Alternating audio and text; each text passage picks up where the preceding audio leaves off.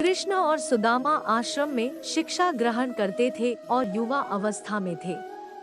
एक दिन आश्रम में लकड़ियां समाप्त हो गई और गुरुमाता परेशान होने लगी। गुरुमाता ने श्री कृष्ण और सुदामा के साथ उनके अन्य साथियों को अपने पास बुलाया और आज्ञा दी कि बच्चों, आश्रम में लकड़ियां समाप्त हो गई है, आप लोग जंगल जाओ और लकड़ियां लाओ। गुरु माता ने उन्हें एक पोटली देकर कहा, अगर भूख लगे तो इसमें से चने निकलकर बराबर बांट कर खा लेना।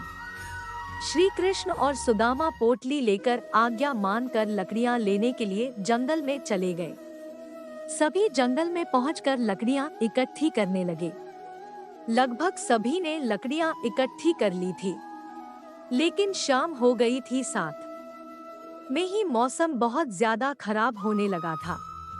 मौसम इतना खराब हो गया कि बारिश होने लगी और तूफान भी बड़ी जोर से आने लगा।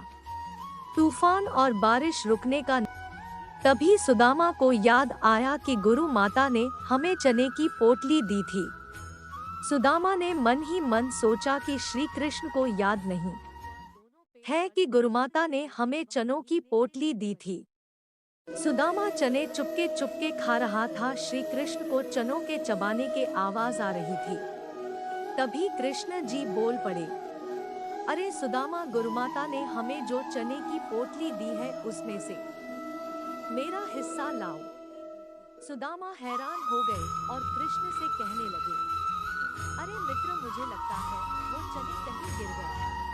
श्री कृष्ण यह सुनते ही चुप हो गए। वह जानते थे कि सुदामा चने खा रहा है, लेकिन उन्होंने सुदामा को कुछ नहीं कहा। लेकिन समय बीतता चला गया और उन्हीं चनों की वजह से सुदामा बहुत ही दरिद्र यानी बहुत गरीब हो गए। शायद वही चने सुदामा की गरीबी का कारण बने। आप क्या मानते हैं? कमेंट जरूर